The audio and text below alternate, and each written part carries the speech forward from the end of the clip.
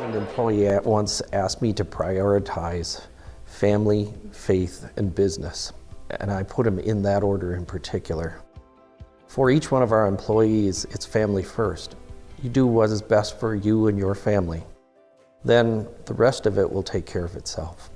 It's about making sure you make the best decisions for you and your family.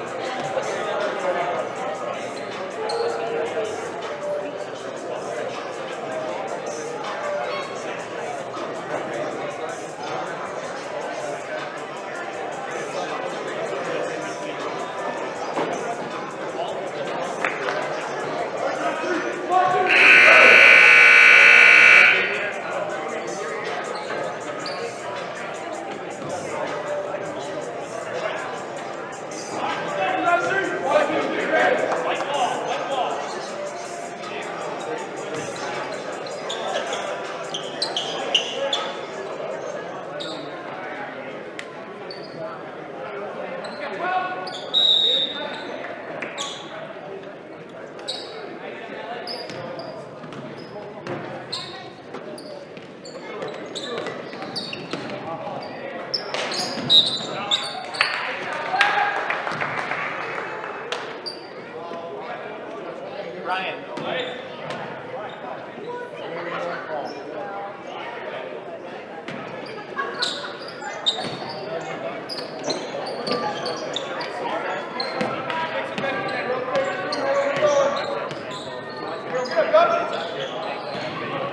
should have me at Gary, like a throwback. I'm serious. I'd be fine with it. That'd be fun.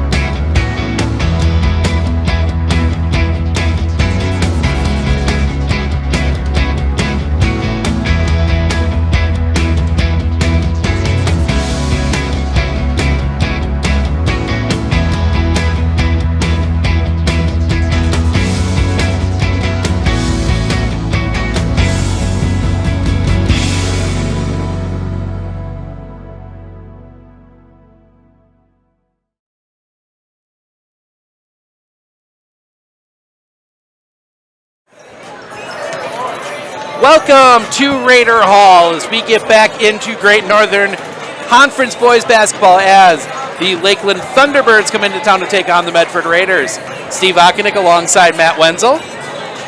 How's it going, everybody? Well, it's a full house here in Medford tonight as we are getting packed in, and there aren't many empty seats here. Surprised the band isn't here, but I think we might see them tomorrow. I never know on a Saturday, though. Never it's kind know of up in the air. Actually, I thought they were going to be here tonight, and then it was going to be they wouldn't be here Saturday. But well, we'll see. But student section out in full force. We've got fans. I think there's some room for people, but not much. But they know that they're in for a good one, as Lakeland and Medford, despite the records, always seem to play each other hard. well, and so last year, and I'll recall when being on Coach Brown's staff, we went up to Lakeland, and we couldn't pull out. Let me take that back. 2 years ago, when we had our conference leading team with Justin Sullivan, Doug Way, Mason Rudolph, we only came out with a 5-point victory. And Lakeland was kind of in the middle of the pack for conference last year. What kind of was a statement game for us. So now it's an every other year thing. You never know. Coach Fortier might have his team come in hot, and he might have them ready to go. Yeah, Lakeland comes in 6-9. They are coming off a win on Monday, 69-49 over Division 5 Three Lakes. But that is a very strong athletic program they have there at Three Lakes.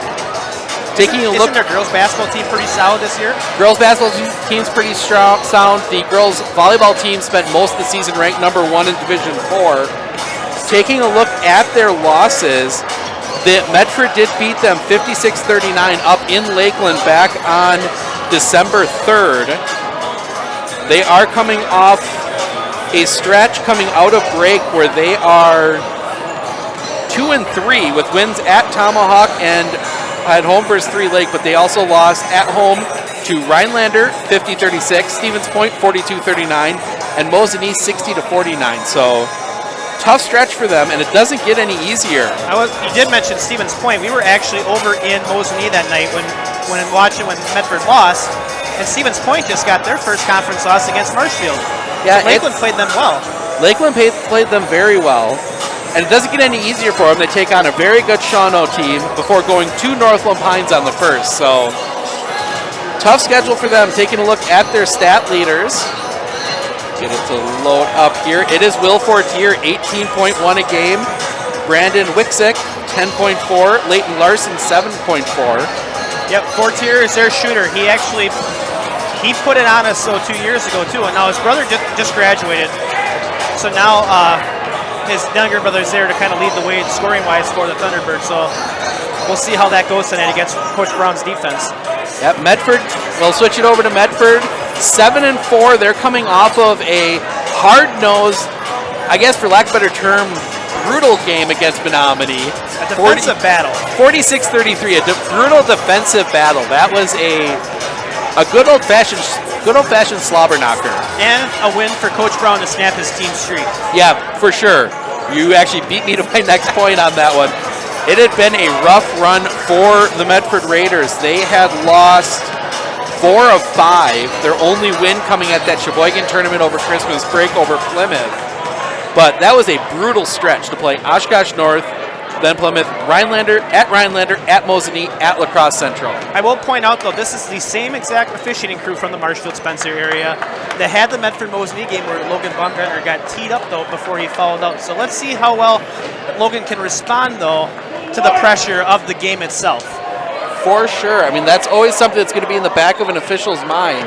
Shouldn't be, but it still ends up sitting there. So we're taking this one down. We are going to turn it over to Bryce Kelly on the PA for the national anthem, starting lineups, and we'll be back with a call in just a moment. For tonight's basketball game between the Lakeland Thunderbirds and your Medford Raiders. We'd like to extend a special welcome to our guests from Lakeland. The Medford High School, the Great Northern Conference, and the WIA require good sportsmanship by student athletes, coaches, and spectators at all interscholastic events. We request your cooperation by supporting the participants and officials in a positive manner. To honor America and those defending our freedom, we ask those who are able to stand to remove your hats and place your hand over your heart for the playing of the national anthem.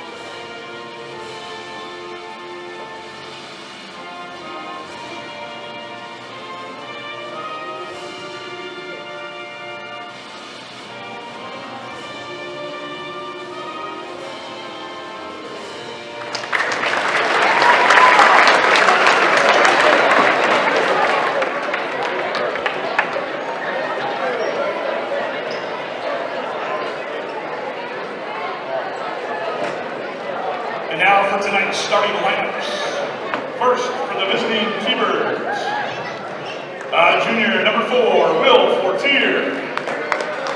Junior number 5, Ashton Anderson. Junior number 11, Chandler Seville. Junior number 21, Leighton Larson. And a junior number 34, Ryan Carlson. The T-Birds are coached by Mr. Rich Fortier. 1, 2, 3. 1, 2, 3.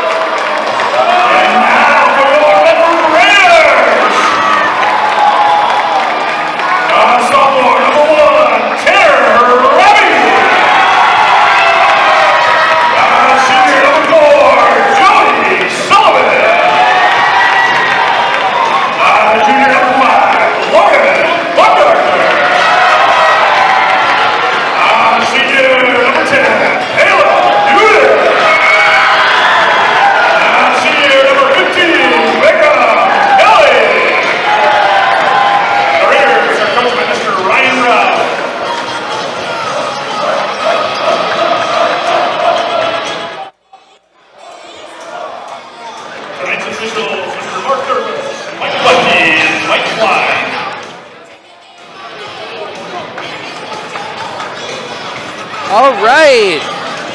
Huge thank you to Bryce Kelly for his always excellent introductions, along with, I believe that was Mr. Sullivan up there on the spotlight tonight. And Mr. Pilgrim on the gymnasium lights. Yes. They've been doing that a little more here this year, and it gets that crowd just a little more pumped up as people are packing into our side of the gym. It's good to have them back on this side. Last year being all alone up here kind of took things away a little bit. That's the stats from last game. So that's tipped, and that will go to Lakeland. Lakeland will start with the basketball. They bring that one up with Seville. Seville gives that one off to Fortier. Fortier, ball fake, now looks to drive, floats one up, no!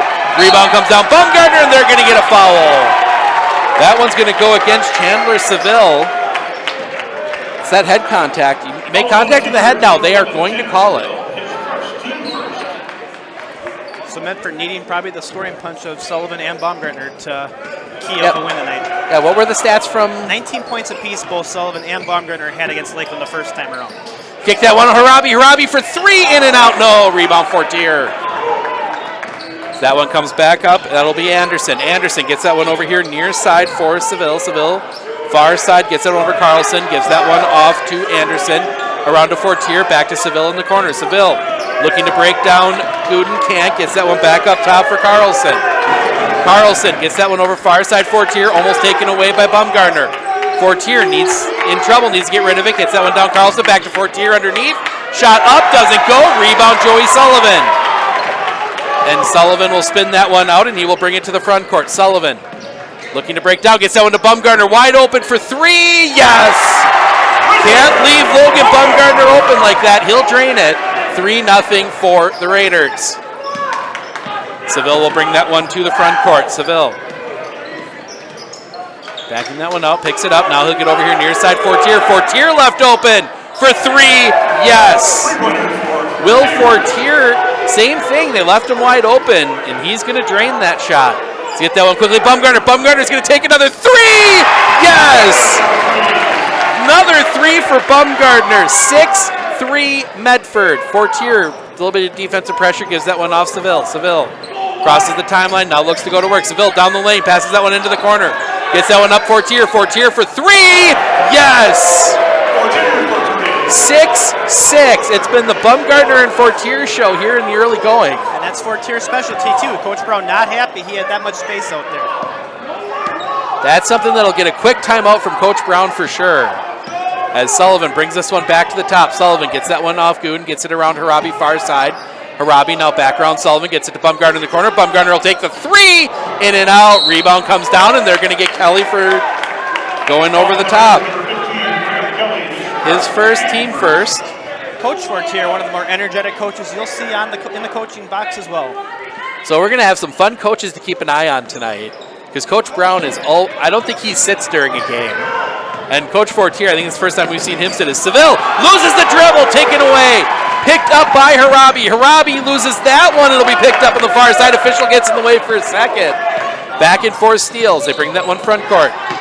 Anderson gets it off Fortier. Fortier gets a screen. Now he'll take the three. No. Rebound collected up. Coach Fortier yelling for a foul. Will Fortier ended up on the ground over in that corner. I think Medford got away with one there. Anderson back to the top. Gets that one over here, almost taken away. On the line, Medford basketball. So, you know, Coach Brown was the all-star coach. And Coach Fortier riding the official down the line. I think he's still mad about that foul on, the non-called foul on Will Fortier. You were saying? I was saying, you know, Coach Brown was the Division II Red Team coach for the All-Star game last year? Yep. Well, guess who was the year before? Fortier? Yes. Except the game never got played because COVID wiped it out, but Coach Fortier was the coach. As Gooden goes underneath, gives that one away. Kleist up, yes! Charlie Kleist underneath. And the first point of the game not scored by Fortier or Bumgardner. As Anderson trying to get this one to the front court against Kleist, gets that one off Fortier. Fortier looks to put it on the floor. And a foul, and that's going to be called on the Yep, you got to keep the hands off. Don't know. They haven't put anything on the board yet, and he really didn't signal anything. 5. Okay, there he does. Logan Bumgardner does get called for the foul. First team second. That one gets in. They get it down low. Fortier looking to go to work. Almost loses the dribble. Now loses it again. Picked up. Sullivan to Bumgardner. Bumgardner down the lane. Layup up. Yes. Logan Bumgardner with 8 now. They get that one in Fortier. Fortier gives that one off Seville. Seville will bring it to the front court against Gooden. Seville going down the line, and they're going to get the hold on Gooden. With no girls game tonight, that student section is one of the bigger ones I've seen in a while for the Raiders. That girls game postponed. My understanding it's rescheduled for February 2nd, 3rd, somewhere. It's a single-digit February. I don't have it in front of me right now. So a bunch of the girls players here as well tonight. This is big student section, which might work to Medford's advantage, and it's 5. Lakeland can't get it in. Turnover. You know who was Coach Fortier's assistant that year? Who? Coach Brown? Yep. Sullivan to the front court. Sullivan into the corner. Blair back to Sullivan. Sullivan into that defense. Jumper. Bumgardner. No. Rebound. That one is collected up by Leighton Larson. And Larson runs quickly. They get that one up. Carlson up. No. Sam Blair may have gotten a piece of that one. Good play by Blair. And Coach Brown is trying to direct traffic from across the floor. Bumgardner holds. Now he'll put it on the floor. Goes across for Sam Blair. Just able to keep the feet in. Gets it quickly to Sullivan. Back up top as Lakeland switching into a bit of a matchup. Zone 3. No. Rebound. Bumgardner up. No, but he's fouled. Logan Bumgardner will go to the line for 2. Notice how aggressive Bumgardner, very confident too, coming out of the stretch here, out of the gates, with 5 or 6 shot attempts already. Yeah, and it's something that he's had some shooting woes. The whole team has in that losing streak. Bumgardner misses the free throw. That is something that was an issue for him on Tuesday as well. I'm going to flip the book back. Free throws especially too, they weren't particularly great. His three-point shooting has been great. It was great in that game, but just the overall free throw shooting as a team, they weren't really. No, the whole team shot bad. Logan was just one of many that had some issues shooting. He hits the second, almost like he wanted to prove us wrong. That one comes over here near side for Carlson. Carlson gives that one off to Nolan St. Germain. St. Germain almost loses the dribble off the knee, does get it to the front court against Rudolph. Rudolph, pressure on St. Germain. Needs to get rid of it. Gets it off here to Carter Quaid. That one taken away. Sullivan down the lane. No, but he's fouled. Joey Sullivan takes that one himself off the steal. That foul goes against Carter Quaid, his first, team third. Now Sullivan's been great this whole year, but this last and Coach Fortier is going to take a full timeout. 11-6 Medford with the lead. We'll be back in a minute.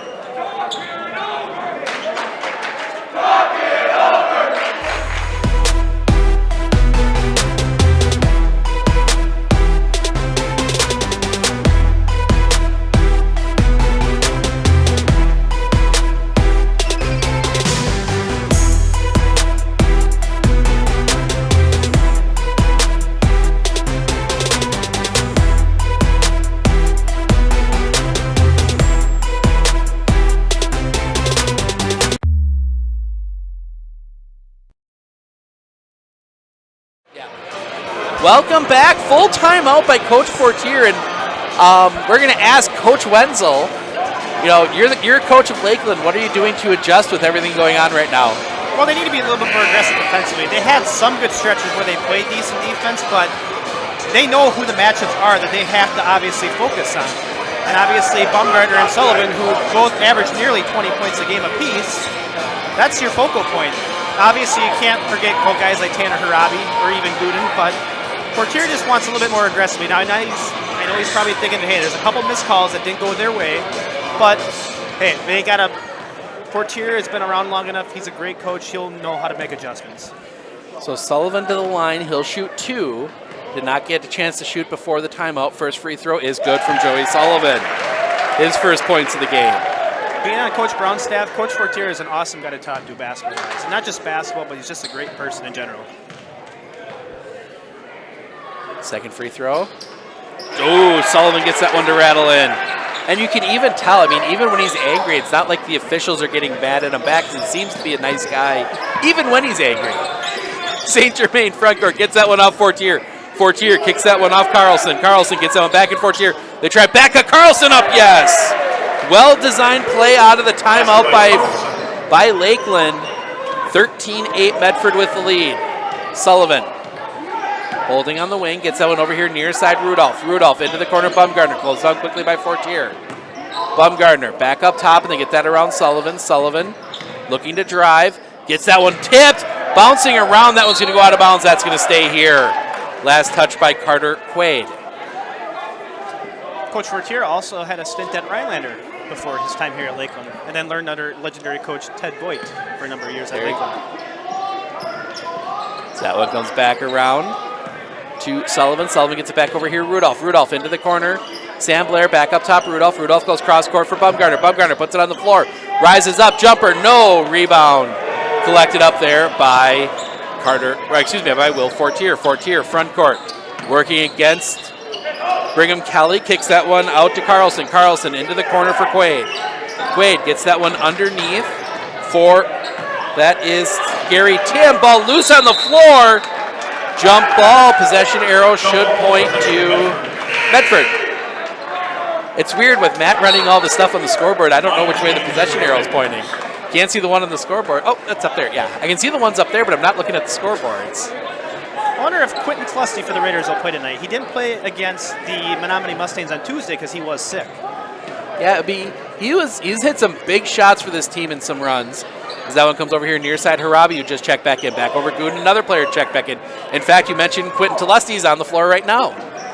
Tlusty gets that one back to Gooden. Gooden back to Tlusty. Tlusty gets a bit of a 2-3. Yep, 2-3 zone. Get that one back over here to Harabi. Now Sullivan. Sullivan driving in, loses the ball. Kleist will pick it up, yes! 2 more for Charlie Kleist. He gets 4. 11-16 remaining as St. Germain front court. St. Germain gets it over here near side Quaid. Quaid gets that one off into the corner. Gary Tim. Tim looking. Needs to put it on the floor. Gets that one up top. That's going to be a 3 from Carlson. No! Hits the support. Medford basketball. How many of those on average do you think we see a game between both teams? You see at least 1 or 2 minimum. Obviously, some of the newer baskets out there don't have those. We've spent a lot of time in Spencer in the new dome, and those go sideways up. So those are really nice. As that one comes down, and I think a lot of teams are going to have to get new baskets soon with the shot clock coming at some point. As Gooden almost has that one taken away, gets it back, gets it over in the corner. Now back to Harabi. Harabi gets it to Sullivan. Sullivan looking, puts it on the floor, brings it back up between the circles, gets that one up top, Gooden. Gooden backs that one out, gets it up top to Lusty, around Sullivan. Sullivan back up top, Gooden gets over here near side Harabi. This 2-3 zone really slowing Medford's offense down. Good adjustment for Coach Fortier is now Gooden has to get that one on the baseline to get that one cross court to Lusty, almost too far for him. So Lusty gets that one up top, Sullivan. Sullivan looks to put it on the floor, kicks that one out Harabi. Harabi back to Sullivan. Sullivan in, loses his footing, and he travels. Long possession for the Raiders comes up empty as Logan Bumgardner will check back in. As we try and get all the colors right. Cameras giving us a little bit of trouble tonight. As that one comes forward, St. Germain. St. Germain gets that one over here near side. Into the middle, that is Tim. Tim gets that one underneath. Oh, Sullivan almost had the steal on that one, but stepped out of bounds. As Brigham Kelly will come back in and the starting five back on the floor for the Raiders. You know, you had it last year with Nate Rederath. This year it seems to be Brigham Kelly, that big defensive player that nobody wants to see guarding him. And Coach Brown always seems to have one of those. That comes around St. Germain. St. Germain driving, floating up, no foul. That one's going to go against Gooden, and that'll be Gooden's second. You know, back to that Brigham Kelly, Nate Rederath role. Ty Baker. Though Ty Baker had a little more offensive presence than the other two, but for many, you know, every year it seems he has that one guy that maybe isn't the biggest offensive player as St. Germain hits the first. Actually, the thing about Nate Rederath, he was so smart. His IQ was, in fact, he actually, back from college in the winter here for Christmas break, he was playing in a rec league, and his intelligence just shows. Like you said, his defensive tenacity, like Kelly. Second free throw, back rim, no. Rebound collected up by Sullivan. Sullivan to Bumgardner. Bumgardner into the teeth of that 2-3.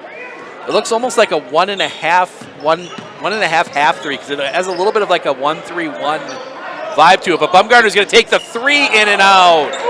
Rebound comes down Gary Tim. And St. Germain to the front court. Gets that one down low, Fortier. Fortier back to St. Germain. Loses it. Harabi ends up with it. He is running. Harabi down the lane. Floater up. Yes.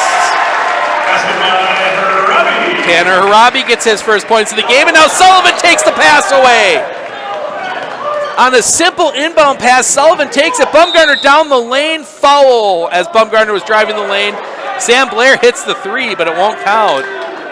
That one goes against 34, Ryan Carlson. That'll be his first, team fourth. As Joey Sullivan will get a rest, checking in for him, Zach Rudolph. Also, Nolan St. Germain coming to the bench. We'll also now see Chandler Seville checking back in. He will check in for Ryan Carlson. So Medford will be inbounding. That foul actually working out well for the Thunderbirds as they get that one in Kelly. Kelly gets it to Bumgardner. Bumgardner looking. Trying to get that one inside, just a little wide for Sam Blair, picked up by Lakeland. Seville pushing front court. Seville gets that one over far side for Quaid. Quaid up top for Larson. Larson gets over here near side Fortier, closed down quickly by Kelly. Gets a screen. It's now Sam Blair. Blair giving him no room. That one, and they're going to get a foul on Bumgardner. Little too aggressive from Logan Bumgardner. That'll be his second, team fifth. And I'm guessing that some of what got Logan in trouble in the Mosinee game was just some. And now Coach Brown is going to take a 30-second timeout. 17-9 Medford. 30-second timeout on the floor. We'll take it with them, and we'll be back right after this.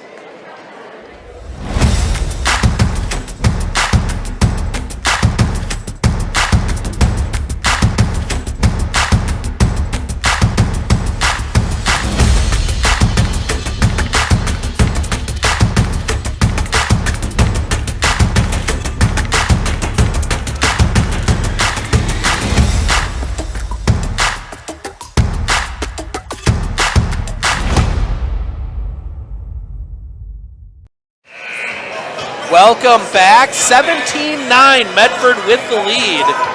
but that 2-3 zone, or I guess almost, like I said, a 1.5-3 half, because it almost, there's some of that trapping elements out of like a 1-3-1 in that. It's a good defense, and I'm surprised they don't play it all the time. They have to go all the way into the backcourt for Seville. Seville will bring that across the timeline. Guarded by Blair. That one goes far side. Now they get on back up top for Larson. Here to Fortier. Fortier guarded by Kleiss. Comes back around Quaid. Quaid on the floor. Now down low, they get that one into Tim. Tim pressure comes poked away. Into the hands of Zach Rudolph, and Rudolph will spin it out. And now finally bringing it across the timeline.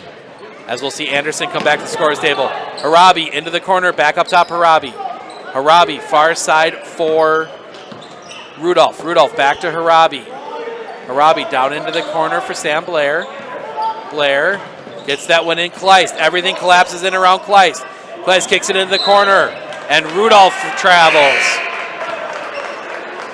And Joey Sullivan, it looks as if he will come back in along with Ashton Anderson. Sam Blair and Gary Tim will head to the bench.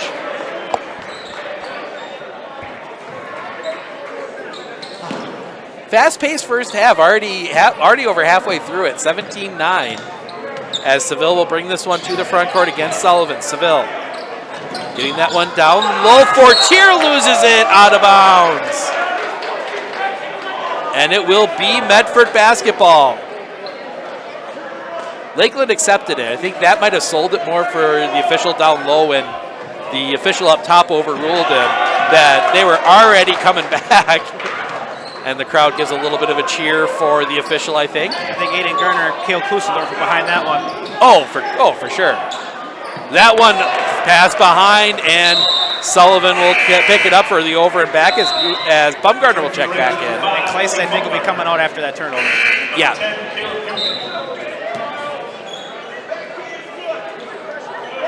That's one thing Coach Brown just hates as a team, is turnovers. Like, of course, many coaches do, but they value that after and before every game. And that's something that has been a hallmark of Coach Brown-led teams, is they don't turn the ball over. And that was one, forced turnover is one thing, but when it's unforced in a situation like that, now we get a whistle. Offensive foul, looks like. That legal screen on Leighton Larson, I wasn't even looking that direction. His second, team fifth. Fouls 5 and 5. I mean, nobody can really complain too much about the fouls. There have been, that's not the number of fouls committed, that's the number of fouls called in this game, because they've been letting them play a little bit. As Sullivan gets that one over here near side for Gooden. Gooden into the teeth of that 2-3, gets that one off for Bumgarner. Bumgarner, cross court Harabi. Harabi will snap off the three. No! Rebound chase down, out of bounds. It'll be Lakeland basketball.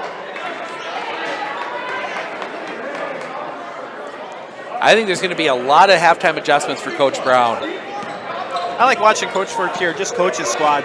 He's so into the game, he's focused, he can just see all these different things with his team. And I think that's going to be the difference in this game, is who can make the better halftime adjustments. That one behind. Oh, good job there by Leighton Larson, even just to keep that ball alive for a second, but it goes right to Medford. Bumgarner, and Bumgarner's going to be fouled underneath. On the floor, that one goes against 11. Chandler Seville, his second, team sixth. You know who Coach Fortier reminds me of? Is Rice Lake coach Kevin Orr. Yes. Just how aggressive that those two are, and just so energized with their team all together. Though he's got to be careful. He's almost out to the volleyball lines here right now, and luckily these officials aren't making a big fuss about it, but there are officials in the areas. That one's taken away. That will. That one comes back the other way. Seville gets that one down low. Anderson off the foot. Nope, that's the right call, despite what the student section thinks. That's why we don't let the student section call fouls. Or call the game. No, that one definitely dribbled right off of Brigham Kelly's foot. That getting to inbound. They do get that one in. That is out to the far side. That one gets out to Larson. Larson gets that one over here near side Seville. Seville looking to drive. Floats one up off the rim. No. Rebound Bumgarner. Bumgarner driving to the front court. No. Gets that one off Sullivan. Sullivan up. No. Rebound comes down. Kelly kicks that one up. Bumgarner. Bumgarner for three. Yes. Winner by Bumgarner. Logan Bumgarner gets the three off the rebound. 20-9 Medford. As Seville will get this one to the front court. Seville looking to break down. Gets underneath. Kicks that one into the corner. Anderson. Anderson can't shoot. Gets that one off. And now they look to get it down low, tipped out of bounds by Medford. You know, Will Fortier getting a rest right now. And you can definitely see that Lakeland doesn't have that second shooter on the floor right now. As they get that one in Anderson. A couple guys have turned down open threes. As Anderson brings that one back to the top, looking to drive. Hands that one off Seville. Seville on Harabi. Seville looking to turn, kicks that one into the corner. Now we get a three-pointer. No, that one misses, but rebound by Anderson. And the student section very happy to remind him that he missed the rim. That one comes back around, handed off Seville. Seville working here on the near side, under 5 to go. Gets a screen, gets another screen, tries to get that one down low, taken away Sullivan. Sullivan running with it, and he's going to be fouled. Wonder when they're going to bring the ESPN table back out in the student section. I'm hoping soon. His first team's 7, so that's going to send Joey Sullivan to the line to shoot the bonus. As Bumgarner is going to come out, Sam Blair comes in, Will Fortier and Ryan Carlson checking back in. So I think that is the starting 5 on the floor now for Lakeland. Sullivan's first free throw is good. He earns the bonus.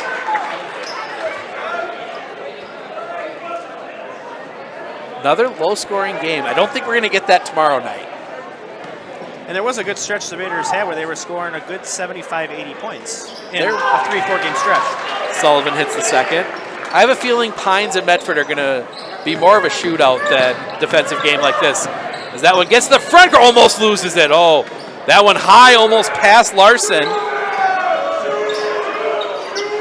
Student section baiting Larson to shoot, gets that one off Quaid. Quaid gets that one in the corner, Fortier. Fortier looks to drive, can't. Up, gets that one over, almost taken away Sullivan. Gets that one in, they go back to Larson. Larson kicks that one out, Fortier. Fortier will take the three, yes! Third three for Will Fortier, that gives him 9. 22-12, back to a 10-point lead, and Coach Fortier really wanting a foul on that one, and I honestly don't blame him. That defense was absolutely spectacular. The help line, the switching for the Raiders, but it went into the wrong hands, and the end result wasn't what Coach Brown wanted. No. As that one comes over here near side, down low. That one's going to get back in. Sullivan underneath up, yes! Joey Sullivan now with 6. Nice find by Sam Blair there on that low block, or I should say the short corner. You know, that's the things you sometimes need from a player is an assist, something like that. And that's something we've seen from a lot of different players here for Medford is Quaid. Gets that one down to Fortier, bodied up, and they're going to get the foul on Kelly. So they're going to get Kelly for the contact. That's his second, team 6. I do believe it is youth night here. It is. I think that's part of the crowd. And maybe a little bit extra energy here tonight is the youth kids that are here. We'll see them at halftime. Make sure to stick around for that. They look to get that one in. They do get that one into Larson. Larson looking to clear it out. Doesn't. Gets it over to Quaid. Quaid. Back up top Larson. Over here near side for Carlson. Carlson gets a screen. Looking for something. Gets it off Fortier. That'll be a 2 if it goes. It does. 2 more for Will Fortier. He's got 11. Lead is down to 9. Sullivan. Kelly almost loses it. Tips that one around Fortier. It's going to be last touch by Will Fortier. And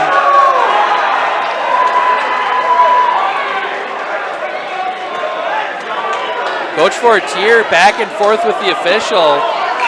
They were calling that, I think Lakeland thought it was last touch by Medford, but official says otherwise. The entire Lakeland section obviously disagreed. You can very energetic from that crowd. Oh yeah.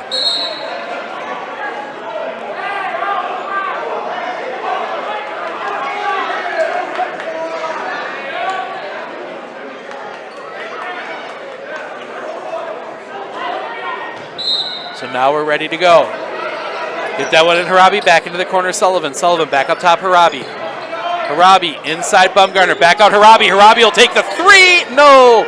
Rebound Bumgarner, back looking to break it down, can't, kicks that one out Blair. Blair will take the three, no! Rebound back up, yes! We'll give that one, they will give that one to Sullivan. Up, got the rebound back up, all in one motion. He is athletic for his size, that is for sure.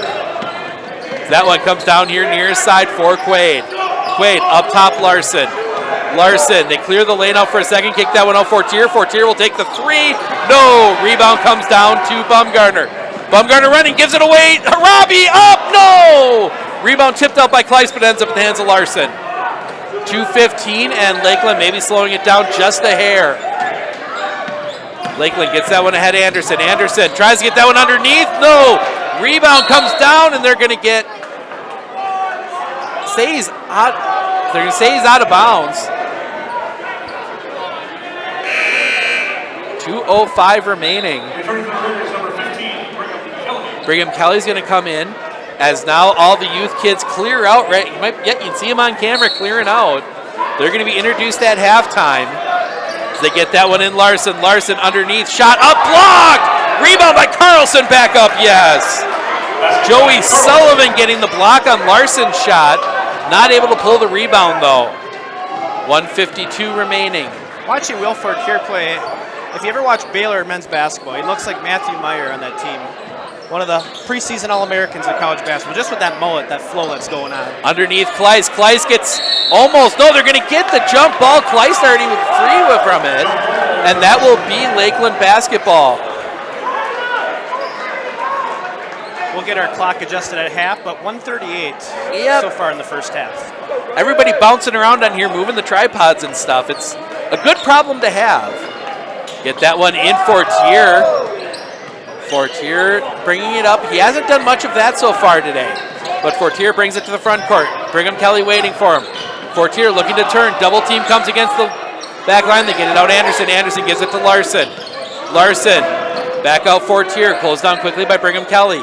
Gets that one back in Larson into the corner. Carter Quaid. Quaid for three. No. Joey Sullivan there for the rebound. Sullivan front court with a little crow step there. He kept the dribble though. Coaching 1 minute remaining. Sullivan will take the three. No. Foul.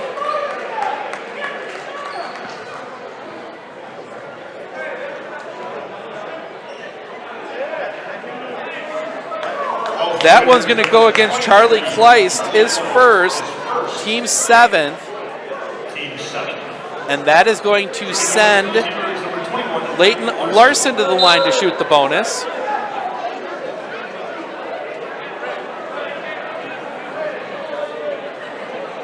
As we get everything situated, Nolan St. Germain will be checking in for Larson if he makes the free throws.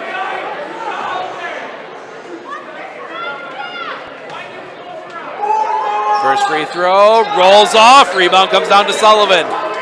Sullivan flying all the way in. He was on the far side of the court, up the high block, and came in and got that rebound as that one gets out Blair. Blair, cross court, Sullivan. Sullivan's going to step off the three. No, rebound comes down to Kleiss, gets that one out Sullivan, 41 seconds remaining. And you have to wonder if Medford might play for one here. They've got the 10-point lead. 31. They don't. Now the pressure comes. They get that one off to Sullivan. Sullivan through the defense, down the lane, up. Yes! Great move by Joey Sullivan. 10 for him now in the half. 16 seconds remaining. Not sure if Coach Fortier was looking for a foul or a travel. Might have been looking for both or anything at that point. 8 seconds. Fortier looking to turn. Can't. Backs it out. 3 seconds. Now gets in, and now we get a foul. Is that going to be? That's going to be on Charlie Kleiss. That's going to be his second, the 8th on the team. So that will send Will Fortier to the line to shoot the bonus. 11 for him, but that does give Medford 2 seconds. First free throw. Oh, rolls in. That one almost it was trying to make up its mind on the front of the rim there which way it was going to go, and decided to go in. Second free throw, also good. Gives Medford a chance to set something up. Pressure comes. They get that one into Sullivan. Sullivan sends one up at the half, misses everything, and we head to the half. 28-18, Medford with the lead. We're going to take a quick commercial, and then we'll be back for the introduction of the youth players here in 15 seconds. State? We get it. Extra snacks? We get it. Big purchase? We get it. Spend your money your way with a checking account from Prevail Bank. Ridge Dairy, the Process Systems, Zion Lutheran Church of Stratford, Cropping Central LLC, Resource Recovery, Mill Church, Stratford Family Foods, Hewitt Meats, and Mid-Wisconsin Concrete Excavating. Tonight, we'd also like to take a few moments to recognize the players and coaches, our future varsity basketball players playing for the Medford Booster basketball program. The Raiders appreciate the time and effort these coaches, players, and parents have put into making this program a huge success. So teams and coaches, please come out onto the court and be recognized as your team is announced. First, our third graders, coached by Ray Daniels, John Lay, Ryan Brown, James Stokes, Eric Bell, Bob Clement, and Jesse Lukowicz. Let's give these third graders a hand.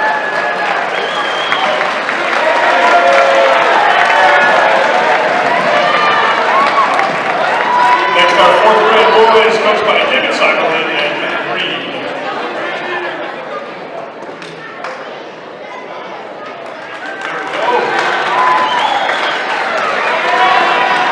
Our fifth graders, coached by Mr. Ryan Pilgrim and David Fisher.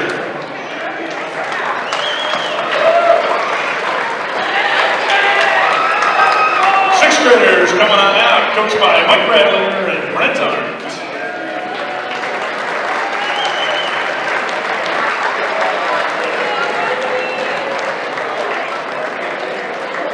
Rusty, you can run. Seventh graders, coached by Mr. Tim Steinman and Matt Reed.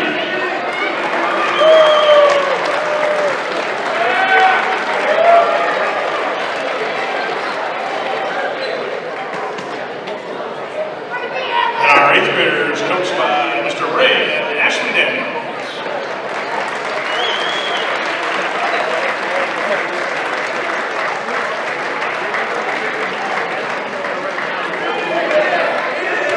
Let's give our Booster basketball boys one more hand. Keep working hard, gentlemen. Someday you'll be here. All right, out in front of the scores table, we have the big tumbler. The Medford Basketball Booster Club has been running their annual raffle. Tonight, we're going to draw the lucky winners. Prizes range from $1,000 down to $50.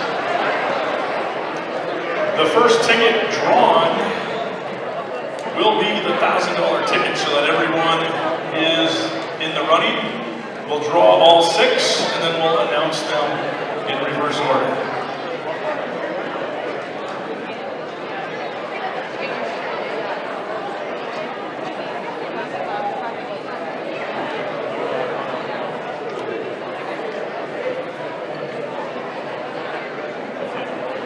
This is the $1,000 ticket. We're going to set this aside.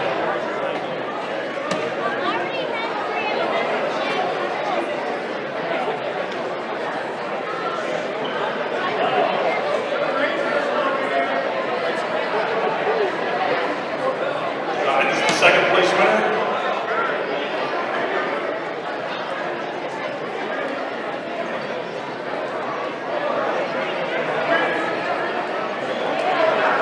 I'm not going to give it away, but I'm going to tell you there's going to be some disappointed parents tonight.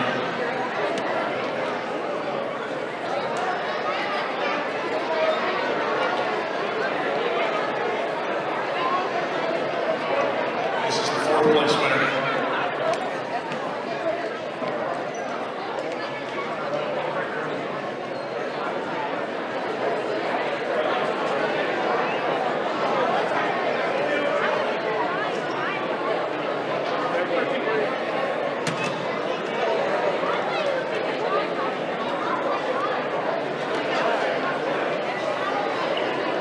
Fifth place winner is going to get $100 here.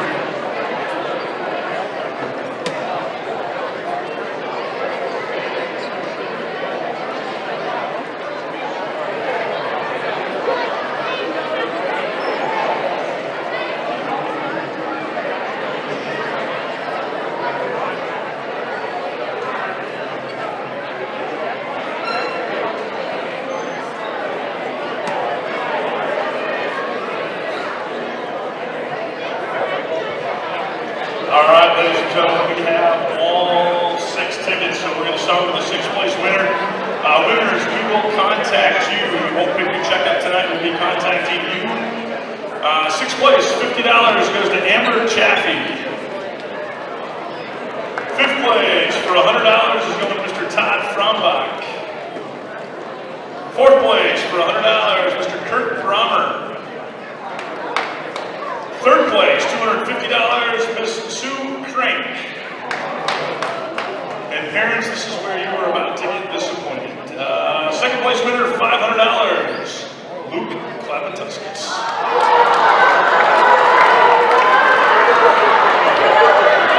And what I'm going to tell you is the $1,000 winner. Initials are W and W. Will Wojcik. We want to thank everybody for your support. Money goes to funding all sorts of things at war levels for our basketball booster club, both boys and girls, from 4th grade up to the varsity. So thank you everyone for your support there.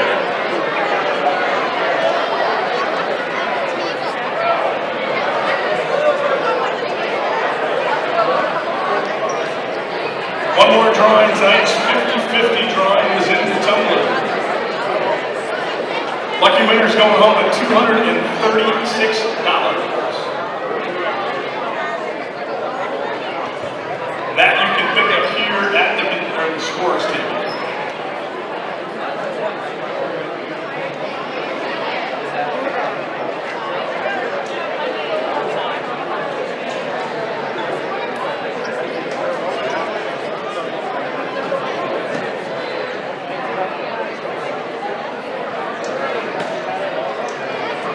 All right, $236.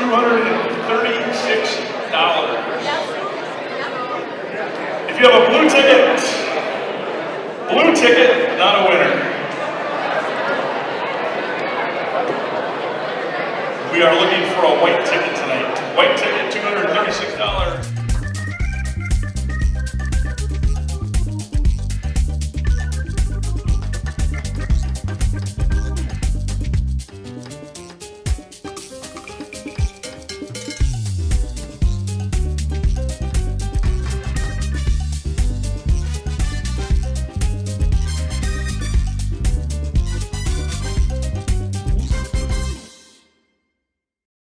Clinner Insurance, we know you want to protect your business. The Clinner Insurance team will help you choose the insurance package and plan that fits you and your business. At Clinner Insurance, protecting your business is our top priority. Clinner Insurance.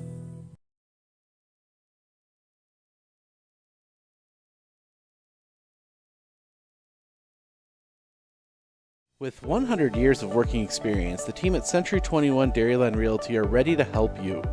Whether you're looking for a new home, recreation land, or a place to start your new business, the team at Century 21 Dairyland Realty are ready to help you. Stop into either of their convenient locations on West Broadway Avenue in Medford or North 4th Street in Abbotsford, or find them online at c21dairyland.com to find out more. Century 21 Dairyland Realty, a proud supporter of local athletics. You don't have to postpone feeling your best. Aspirus has all the right protective measures in place, so there's no need to delay important screenings and procedures. Visit aspirus.org to schedule today. Because we love, we lead. Aspirus. Nicolet Bank is now offering their Real Rewards Checking. Want your checking account to work for you? Sign up for the Real Rewards Checking and get 3% APY each month on account balances up to $10,000. Terms and conditions apply. Check out nicoletbank.com for more details. Forward being a mutual, it's a great opportunity for customers that bank with us because it allows us to make decisions For the long term, for our community, for our customers, and for our employees, we're not driven for profit as most companies are. So we can make decisions that are good for our communities, our employees, and our depositors, and that's very unique.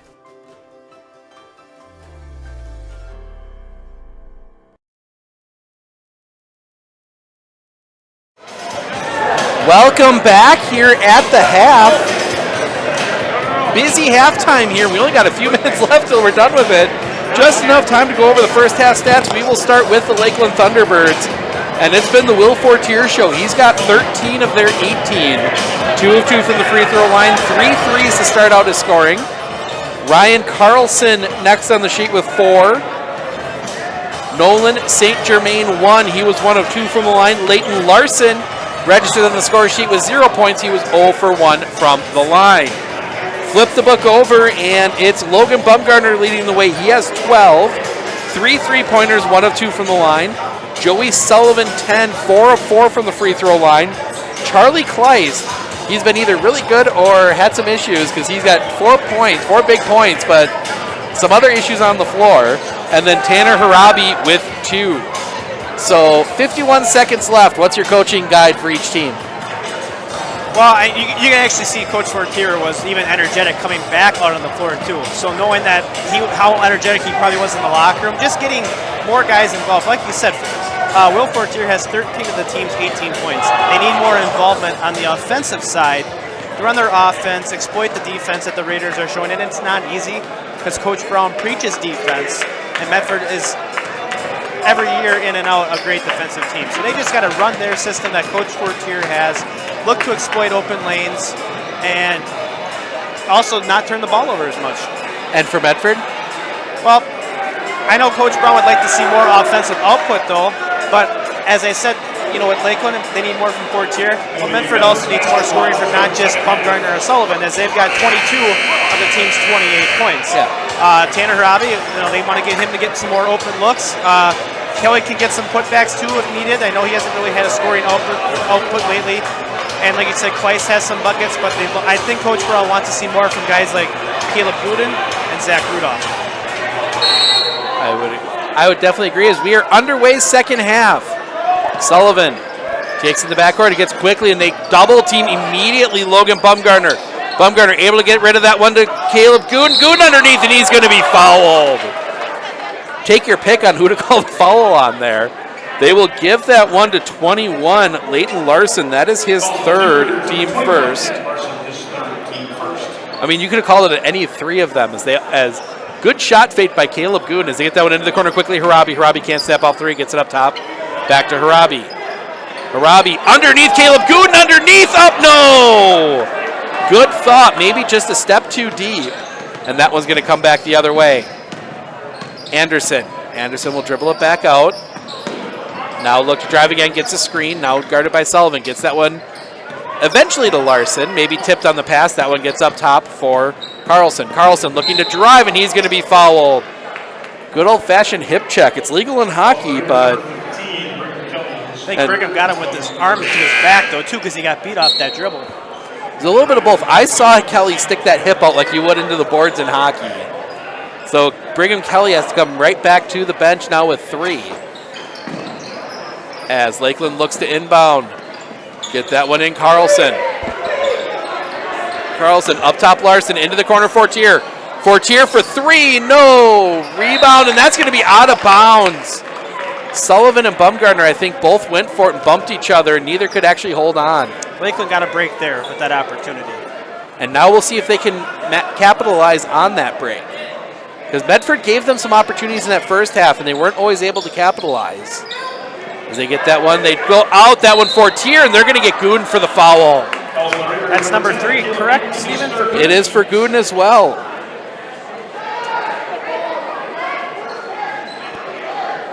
I couldn't quite make out what Coach Brown was saying, but I think he was more upset. I think he's more upset that he's got 2 players now with 3 fouls less than a minute into the half. And maybe letting the officials take the brunt of that one as that one comes back around Carlson. Carlson looks to drive, has to get rid of it. That one off the leg, out of bounds, and Sam Blair couldn't handle it out of bounds off him, and another break for Lakeland. But it also shows you how strong this defense is from Medford, that they have been able to withstand how many breaks they've given Lakeland. As Fortier will take the jumper, that one rolls in. Defense finally breaks down. 15 now for Will Fortier. He's really on this game. If he continues to, if Lakeland were to win, that would be one heck of a game. For sure. Especially from Fortier. As really, he's the only one that's shown any real ability to score so far. That one comes back up top around here. Harabi gets that one on the baseline. Blair gets that one back up top. Sullivan around to Bumgarner. Gets his guy on the floor. Bumgarner down the lane. Floats one up. Yes. Bumgarner, I don't know if that was a move from Bumgarner, just a spot on the floor, but he got Larson down on his stomach and then was able to drive the lane as Fortier turns up. Front rim, no. Rebound. Tipped around, ends up in the hands of Sam Blair. Good defensive stand there for the Raiders. Get that one at Bumgarner. Bumgarner takes the three. Yes. Logan Bumgarner takes the three, hits it. 5-0 run for the Raiders here as that one gets underneath. Seville up, can't get it to go. Rebound fought for, and it's going to be a jump ball. And Lakeland has the possession arrow. Seville, I was just looking for the name here because that was, I know Coach Brown wasn't happy defensively. Seville got there at the will, and it has to finish. That's Lakeland missing an opportunity right there. For sure, they get it out to Seville in the corner. Seville will take the three, yes! Make up for it there. Yep, that'll usually calm a coach down pretty quickly if you can hit a three after a mistake like that. As Sullivan, near side Harabi. Harabi goes cross court for Bumgarner, double team comes. Bumgarner up top, Sullivan for three, in and out. Rebound collected up, and they're going to get Caleb Gooden for his fourth. And that is a blow for Medford, his fourth, team third. And Coach Brown not happy about that one as Carter Quaid and Zach Rudolph will check in. That is Leighton Larson heading to the bench. Coach Brown still riding the official a bit on that call. That was a rough foul and almost out of bounds there by Seville. They will end up with it, and they will bring it to the front court. 15:21 remaining. Seville looks to turn, goes right down the lane, layup up, rolls in. 5 for him in the half. And getting that production as Bumgarner takes a three the other way. Back rim, no. Rebound comes down to Anderson, who almost loses it. Puts it on the floor with Harabi harassing him on his way up. Goes right down the lane, floats that one up, yes. Anderson gets his first points of the game. And as we said at halftime, Lakeland getting some scoring from other places. They get that one back around Harabi. Harabi will take the three, yes. 5 now for Tanner Harabi, and Coach Brown takes a full time out to reset the offense. 14:40 remaining. We'll take it with them. We'll be back right after this.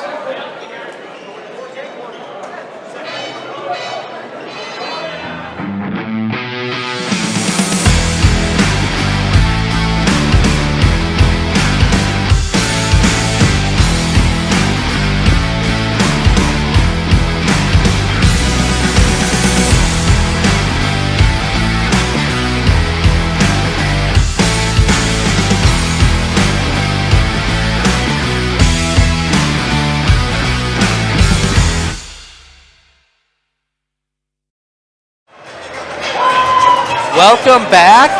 14:40 remaining. Huge thank you to all of our sponsors, including Premier Printing in Marshfield, that make these broadcasts possible.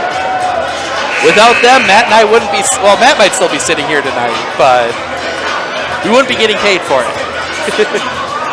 So I was going to say that's a good timeout by Coach Brown, because the last back-to-back possessions defensively, I know he was not happy. It was just the point of Lakeland being much more aggressive on the ball. They drove to the basket twice in 2 possessions. That's not something that Coach Brown wants to see. He doesn't want to give up baseline, and he doesn't want to give up middle. And there were 2 possessions where it was the guy bringing the ball to the front court. There was not a single pass in either of those 2 possessions, and that's got to be something that'll rile up any coach, especially a coach as defensive-minded as Brown. As that one gets down. Now that one Harass gets that one down low. Seville dribbles it off his foot. Out of bounds, Medford basketball. Seville with a nice start to the second half, giving the Thunderbirds a spark. Like you said, they need a little bit more secondary score other than Fortier. Yeah, he's got 5 of their 9.5. You look the other side, Bumgardner 5 of their 8.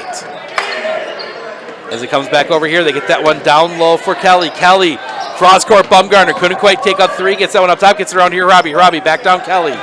Kelly going to work, kicks that one out, Sullivan for 3, back rim, no. Bumgardner the rebound, back up, yes. Logan Bumgardner the rebound and the putback, gets the lead out to 11. Seville into the corner, Anderson puts that one on the floor, good stop, but can't get the shot to go, gets his own rebound. Kicks that one out into the corner, 3-pointer from the corner, no. Rebound comes down to Joey Sullivan. Sullivan gets that one out to Bumgardner. Maybe a chance here for Medford. Bumgardner will just pull up for 3, no. Rebound, Harabi stepping, kicks that one out. Gets that one up top, Bumgardner. They set the half court, gets it into the corner, Harabi back up top, Bumgardner cross court, Rudolph, and over to Sullivan right in front of the students. Back around to Bumgardner. Medford being a little more patient. They get that one in the middle. Down low, Kelly worked off it, and that's going to be tipped out of bounds. Thought for a second there was going to have Kelly, but the first bounce off the tip is what hit the baseline. They get that one into the corner, Rudolph up top for Bumgardner, around and into the corner, Sullivan thought about the 3, closed down quickly by Carlson. Back up top to Harabi, back around, it'll get into the corner, Rudolph back up top, Sullivan gets it over here near side, around Bumgardner will take another 3, yes! 10.5 for Logan Bumgardner. That gives him 22. As Anderson from the top looking to break down Harabi, can't. Now he needs to get rid of it, does get that one to Seville. Seville down the lane, kicks that one into the corner. Carlson for 3, yes! Ryan Carlson now with 7, his first points of the second half. I believe throughout the course of the season, the majority of Logan Bumgardner's scoring has come in second half games. That one tipped up in the air. He'll collect it. He does not travel. That one gets ahead. Fortier up, yes. Will Fortier gets the basket to go. That is 4 for him in the half, 17 in the game. Just like that, back to single digits. And every time Medford's had a little bit of a run, Lakeland has had an answer. But then Medford's had the answer back as Harabi takes the 3. Yes! Tanner Harabi is second 3 of the half. He has 8. As they do get that one into Seville. Seville looking to get it out of the backcourt, gets a screen, and he will be able to get successfully to the front court. Seville gets that one in Fortier. Fortier backs that one out, takes the jumper, front rim, no. Rebound picked up. That one still loose on the floor. It'll be picked up by Kelly. Sullivan had it for a second, but lost it. Sullivan to the front court. Sullivan. And they're going to get a foul on Will Fortier. That is his first, team second.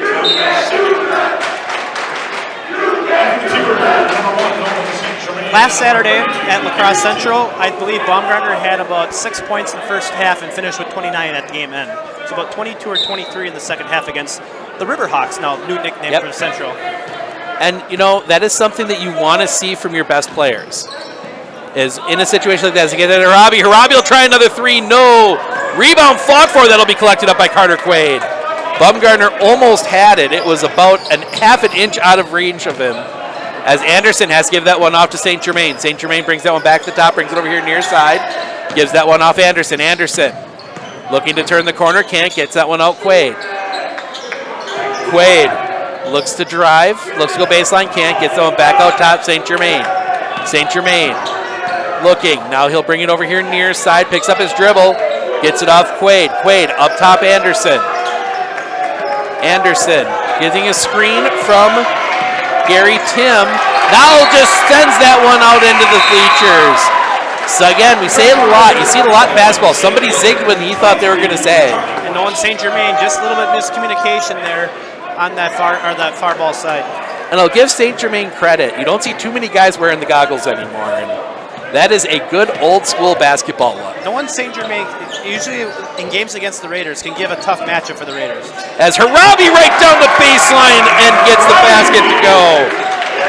Bumgarner and Harabi doing all the scoring here in the second half as they get that one over here to Carlson. Carlson looking to drive, kicks that one out to Anderson. Anderson spins back around, gets a good screen from Tim. Anderson has come all the way back out to the center circle. Bumgarner waiting for him. Gets a screen, it's now Kleist. That one, Sullivan takes it away! Sullivan all alone, and he will throw that one in! Joey Sullivan, his first points in the second half.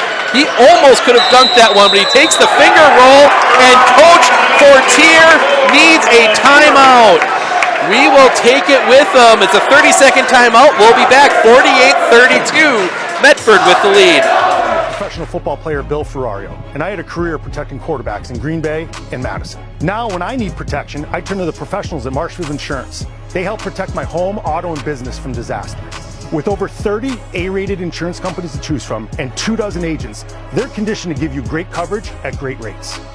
Plus, I keep them in tip-top shape. Let's go, premium boy. It's really necessary. No, but it sure is fun. Welcome back. 48-32, Medford with the lead. And it has been 10 from Logan Bumgarner, 8 from Tanner Harabi here in the second half. I should add that last 2 from Joey Sullivan as they go all the way cross court to Seville, trying to get back that little bit of backcourt pressure. Seville to the front court. Switched off on Bumgarner. Now he kicks that one off into the corner. Quaid back to Seville. Seville getting that underneath spin up. Yes, good shot there. Gary Tim, his first points of the game. 48-34. Sullivan, Bumgarner on the far side. Back to Sullivan at the top. Gets it over to near side Harabi. Harabi puts it on the floor. Kicks that one back out Sullivan around Bumgarner. Bumgarner is going to take the three-hand in his face. Could not quite make it. That one rolled out. St. Germain quickly front court. St. Germain gets a screen into the lane, kicks that one out. He might have traveled, no call. Quaid ends up with it to get it back to St. Germain. St. Germain up top for Seville. Seville looking to get down the lane, down, up, no, foul counted!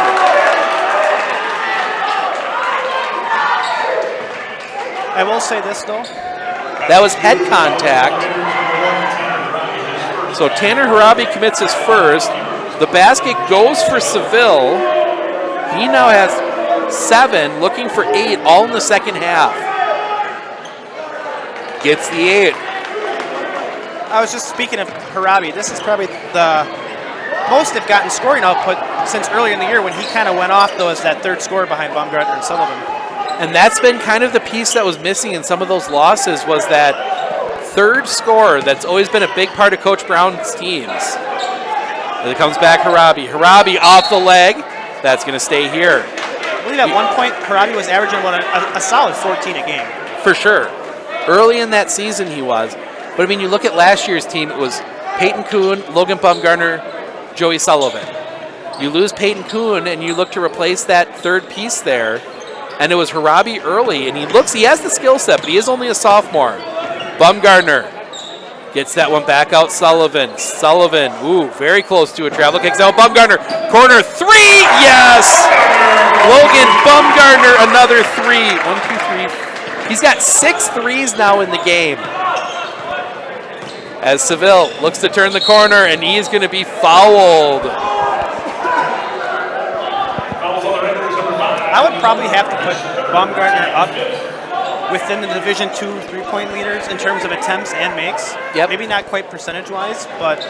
Which sadly is what the three-point contest goes by as percentage. For sure. That one's going to come all the way up to Seville here at the center circle. The kid sitting behind you, I believe, was number 4 at one point in his junior year. I believe you'd be talking about Cam Wenzel. I think so.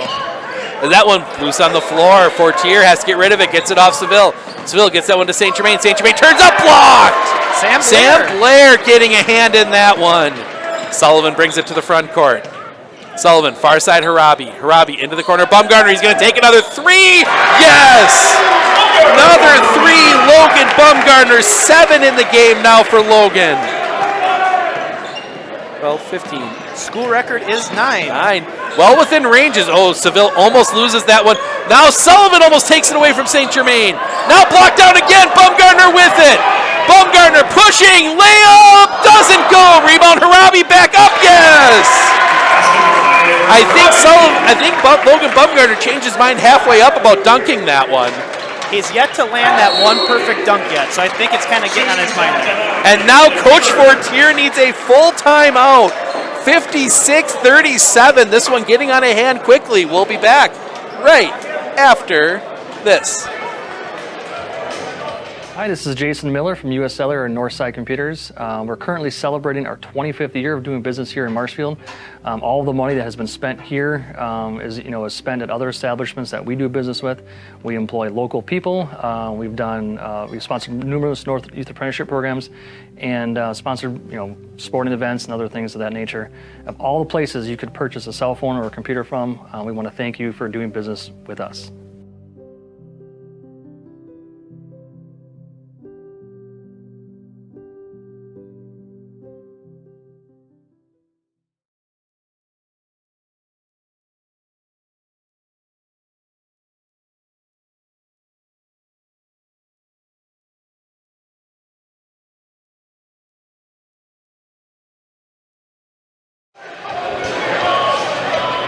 $28 for Logan Bumgarner right now, including 7 3-pointers. As Matt said, school record is 9. Held by Cam's former teammate Garrett Strubig, 2017 graduate, who did it twice, actually. So 2 away from the tie, 3 from the record. As we will see breakdown right down there, blocked! Right into Logan Bumgarner, and that was a bad decision for Leighton Larson. Bumgarner front court, gives that one off to Lusty. To Lusty, back over Bumgarner. Thought about 3, didn't take it, back up top to Lusty. To Lusty, gets that one far side, just off the hand of Brigham Kelly. I believe Peyton Kuhn was close last year by 1. He had a couple 8-3 games. Never quite got to 9. The one of them, they were up by quite a bit, and he wanted to stay in knowing that he was close to the record. And Coach Brown's like, nope, we need you. Yeah, that was kind of the downfall for last year's team. They won so many games by a lot that those players, and they cut underneath, good assist, up, yes, Seville. Chandler Seville gets the basket to go. 10 for him, all in the second half. Harabi being harassed, and now they will get the foul. That one's going to go against Leighton Larson. That is his 4th. Team 3rd. So Joey Sullivan checking back in, Quentin Telesti coming out. Telesti had some big games early in the year as well. Had his career high versus Tomahawk with about 10, I believe. As that one comes back around for Rudolph up top. Get that one down around. They will hand that one off Bumgarner. Bumgarner up top for Rudolph. Rudolph into the corner, Harabi. Harabi kicks that one out, Bumgarner. Bumgarner for 3, no! Rebound Harabi, and that's going to be a foul on Larson, and his night is over. Leighton Larson commits his 5th. Tanner Harabi, I think, has drawn 3 or 4 fouls alone this half. He has. So Leighton Larson will end his game with no points, 0 for 1 from the free throw line. Some good defensive play from him. As that one comes in quickly, Rudolph. Rudolph puts that one on the floor, kicks that one over here near side Harabi. Harabi brings it back to the top. Gives that one off. That is Rudolph. Rudolph kicks that one back out, Harabi. Harabi back on the floor, looks to drive. In trouble. That one, ooh. Might have gotten away with one there for Lakeland, but Seville breaks the other way. Seville kicks that one up top to get that run around.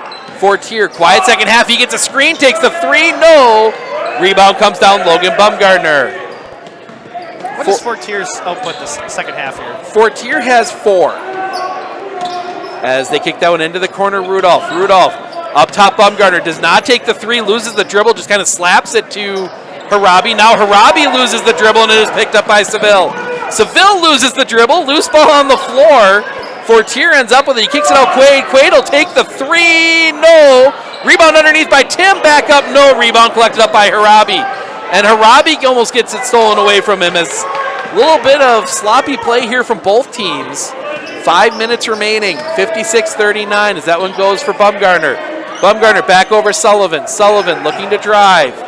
spinning, floating, no, rebound. Bumgarner stripped as he goes up out of bounds, and the Raiders will keep it. Had Bumgarner made that one, that would have been SportsCenter top 10 material. The last few possessions, though, not one really player could hold on to the ball. No, nobody's been able to really hold on, and it's been an issue. Bumgarner takes another three, count it, and the foul!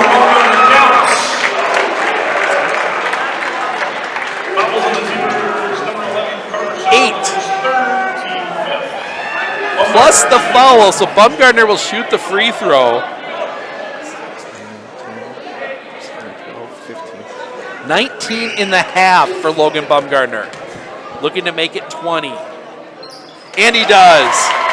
One away from tying the school record for threes in a game. 60-39. And they will send Caleb Gooden back to the scorer's table. Seville kicking that one up top for Carlson. Carlson gets that one down low, Fortier. Seville gets it back, three-pointer, yes. Chandler Seville adds three more, 13 in the half, and the game for Chandler Seville. Sullivan, front court, kicks that one into the corner for Harabi. Harabi loses the ball for a second, has to pick it up, gets it off to Bumgarner. Bumgarner looks to drive, floats one up, doesn't get it to go, looking for the foul call. Fortier going the other way, he'll go down the lane, nobody's fouled.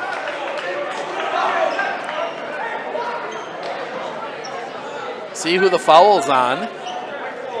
That one goes against Joey Sullivan, his first, team sixth. So Will Fortier, as I get to the right side of the book, he will shoot two. He was 2 of 2 in the first half. Sullivan asking some questions about the foul. I think more joking around with the official.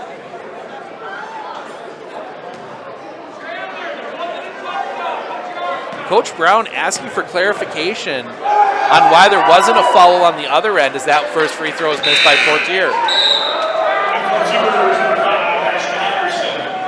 Ashton Anderson checks back in. Kleist and Gooden will check back in for the Raiders.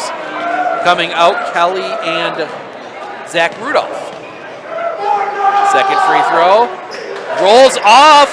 Kleist the rebound. Good rebound there from Charlie Kleist. And Bumgarner front court gets that one off Kleist. Kleist gets it over here near his side. Gets that one back up top. Bumgarner for three. Yes! Logan Bumgarner ties the school record for threes in a game. 63-42. He's got 9 threes. There, Bumgarner almost takes that one away, but it goes into the crowd. So you have the Sports on Focus player of the game? I think we have that figured out. Still has 3:39 to tie it, or to take it outright. How many does Logan have total right now?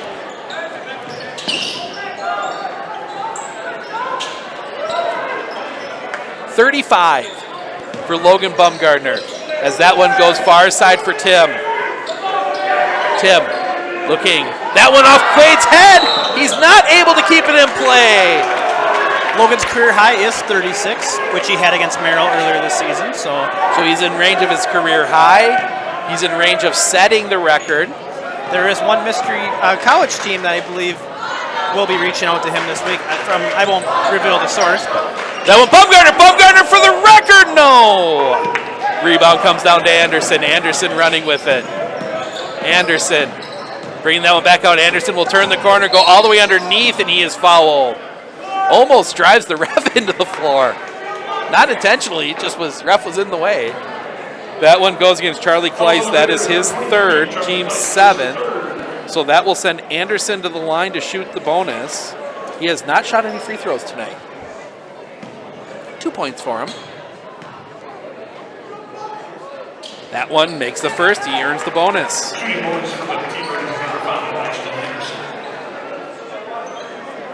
Second free throw for Anderson. How many three-point attempts do you think Bumgarner has this game? I don't know. I'd be interested to see the official stats after the game. As that one rebound comes down to Kleist.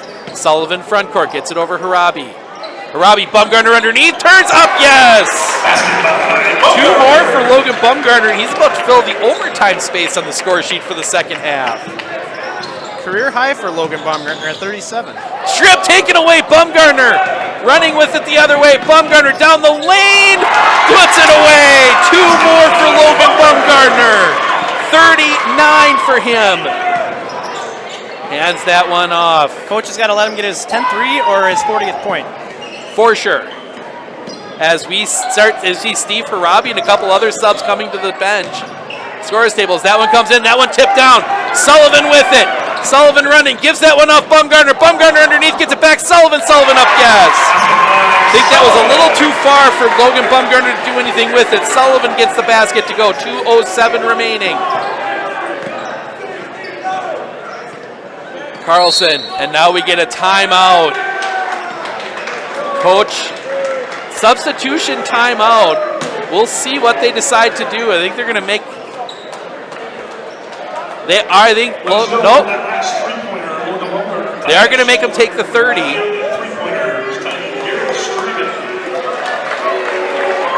They just announced in the gym that Logan Bumgarner has tied the record, and Logan's going to stay on the floor. I think more people are actually concerned about Steve Harabi being out there for the Raiders. Oh, yes. If they don't set something up for Steve Harabi in these last 2 minutes, there will be riots in Medford. That one comes out here into the corner to Tim. Tim gets that one up top to Seville. Seville looking to drive, kicks that one back around. Bumgarner, the only starter left on the floor. As that one's going to be thrown away, Bumgarner won't touch it. I think they'll let Bumgarner get a chance to hit the record here. Yep. If not, within that last minute, I think then Steve Harabi will get his shot here. For sure, as Telusty will be the one to bring it up. They get that one here near side, 2, and they get that one back up top, Harabi, around. Here they go, they get Bumgarner set up. Bumgarner for the record! Yes!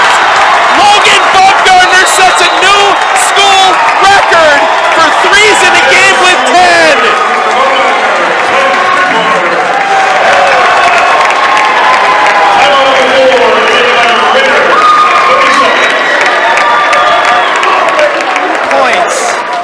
Logan Baumgartner, a career high, and it's almost approaching the Medford Raider career high as well. I believe the record is 44 or 45. Just a reminder out to the team, shake hands. We invite you to join the Raider boys in the singing of the alma mater. I wonder if Cam will Snapchat his old buddy Garrett Strebick. He already did. So Logan Bumgarner sets the record. Now he's off the floor. That one comes back around far side. It's going to download new faces on the floor for everybody's. That one gets taken away, Rudolph, he's going to slow this one down, see if they set something up for Steve Harabi. He's up top, Metz around here to Blair gets it to Harabi up top, Rudolph's going to take the 3. Yes! Zach Rudolph hits a 3. I wonder what the team threes in a game is, the record for Medford. That was going to come back around. Cam would know that one. Record for most threes by the team in a game? Oh, as a team, it's got to, well, they had 14 earlier this year, but I think it would be 17 or 18. 17 or 18, because they're getting pretty close to that. That one comes up, fighting for that one. That one comes up top and around for Seville. Seville, the only starter left on the floor. Seville will go down the lane, no, but he's foul. And the running clock is, I was going to say the clock was running this last second. Maybe being a little slow on the switch.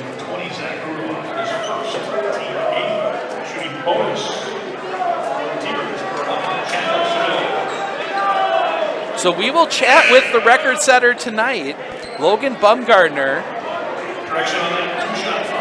So Chandler Seville will go to the line to shoot 2. He missed both. He is 1 of 3 tonight. Make it 2 of 4.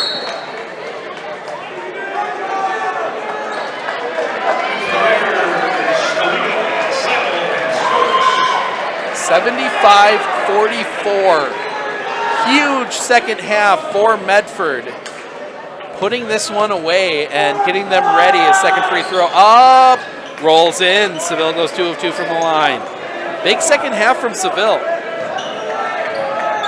15 for him all in the second half. Get that one here near side for So they try and get all the names right. Seidel gives that one off Harabi. Harabi thought about the three. No. Out here, three-pointer. Yes!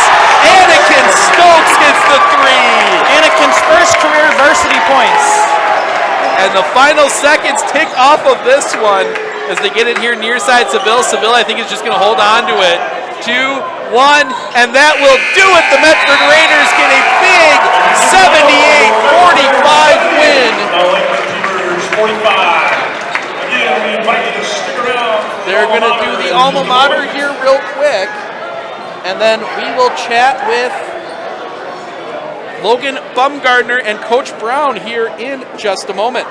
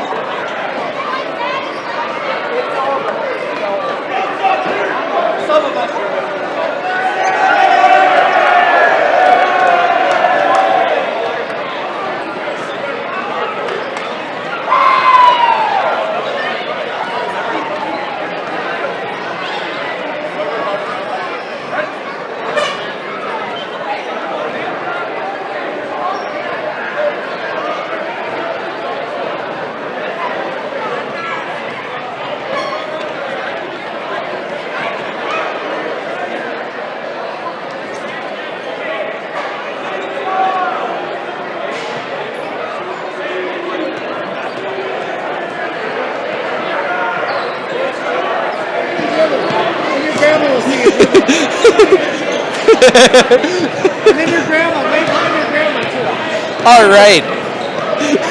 Joined here by Coach Brown and Henry Brown, who just had the ball stolen away from him. Coach, obviously maybe not the best first half.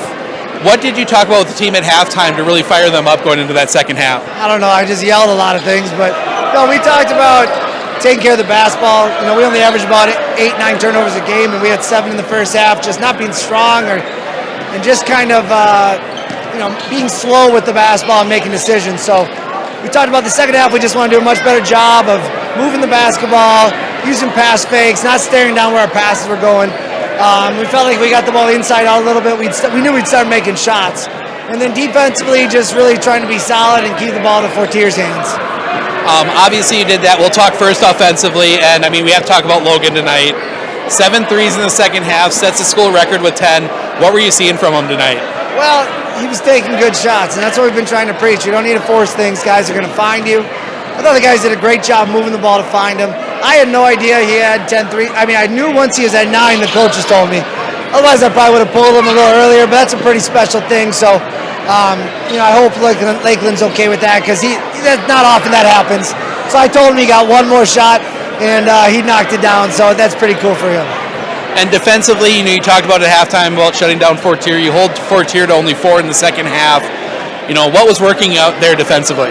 Well, he's a really good player, and I thought the first half we just let him touch it too much. He's got a nice high release, and it wasn't like he wasn't contested. He was just making contested shots. We were right there. I know Rich wanted a couple even fouls because we were so tightly contesting him. However, second half I thought we just did a better job of collectively not letting him catch it where he wanted to catch it, or not letting him catch it at all. Now, obviously you guys have a big game tomorrow night against Northland Pines. Do you think there's a little bit of energy coming out of this one that might help you guys tomorrow? I hope so. We got to find it. 3 games in a week is always tough, but I think these guys are ready to go. We're at home. We know they're a really good opponent. I think they're like 8-2, 9-2 right now. So it's going to be a great game, and hopefully we just bring our best on both ends of the floor. All right, sounds good. Congrats on the win. We'll see you tomorrow night. Yeah, thank you. All right, be just a moment. Logan's with Matt Fry from the newspaper. We'll grab him in just a moment.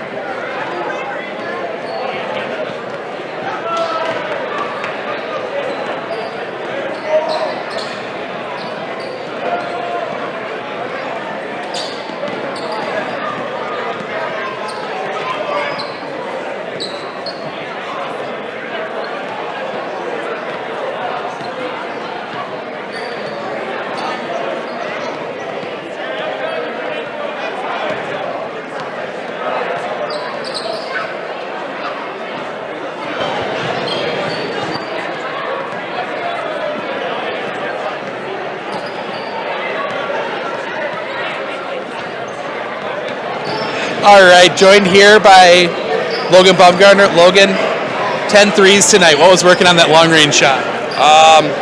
Well, they're playing a zone, and we got a good pass with Joe on top. Coach Brown has a great offense. Pass fake, look middle, kick opposite. Creates a lot of open shots for me and Tanner on the other side. Just happened to come to me a lot more often tonight. Some great screens and passes by my teammates, and it was feeling good tonight. A lot of them went in. Obviously, kind of a rough and tumble first half, low scoring. What kind of changed for you guys at halftime that you were able to come out and run away with this one? I think at halftime we were up by like 10, and we knew, especially with them playing a zone and the way we can shoot it, we could push that lead to a lot more than we wanted to be. And we finally started to feel comfortable in that zone, made the right passes, and knocked down shots. All right, so obviously you get your last shot. Coach Brown leaves you in for that one. You come to the bench, and then right then and there you see Anakin Stokes and Zach Rudolph both hit some big threes. How much fun was it seeing some of those players get threes as well tonight? It's awesome seeing those guys get shots. They work so hard in practice. They make us better, we make them better. And it's fun on the bench cheering for them, especially when we're up big. And it was fun, good game. And then to them, get them points in the end of the game, it was fun to see. All right, congrats on the record. Congrats on the win. We'll see you tomorrow night. Thank you. All right, we'll do a quick run through of the stats. We will start with the Lakeland Thunderbirds. Will Fortier ends the game with 17. He had 13 in the first half. Chandler Seville, 15, all of those in the second half. And then it was Ryan Carlson ends the game with 7. Ashton Anderson, 3. Gary Tim, 2. Nolan St. Germain, 1. And then Leighton Larson, 0 for 1 from the line. He had 0 points. Flip the book over, and it was 42 for Logan Bumgardner tonight. All but 30 of those, in the second half. He goes 2 of 3 from the line. The 10 3-pointers setting the school record. So huge night here for Logan Bumgardner. Joey Sullivan ends the night with 14. He had 10 in the first half, 4 of 4 from the line. Tanner Harabi, the exact opposite. He has 12 tonight, 10 in the second half. Charlie Kleiss added a big 4. And then Zach Rudolph and Anakin Stokes both hitting threes right there at the end. So we are going to wrap it up here. We are back here tomorrow afternoon, 3:30 JV, 5 o'clock varsity. Get everybody packed up, ready to go before the Packer game tomorrow night. So Matt and I will be back here. Huge matchup with Northland Pines. Could really set up who's going to be challenging Mosinee for the conference title. So make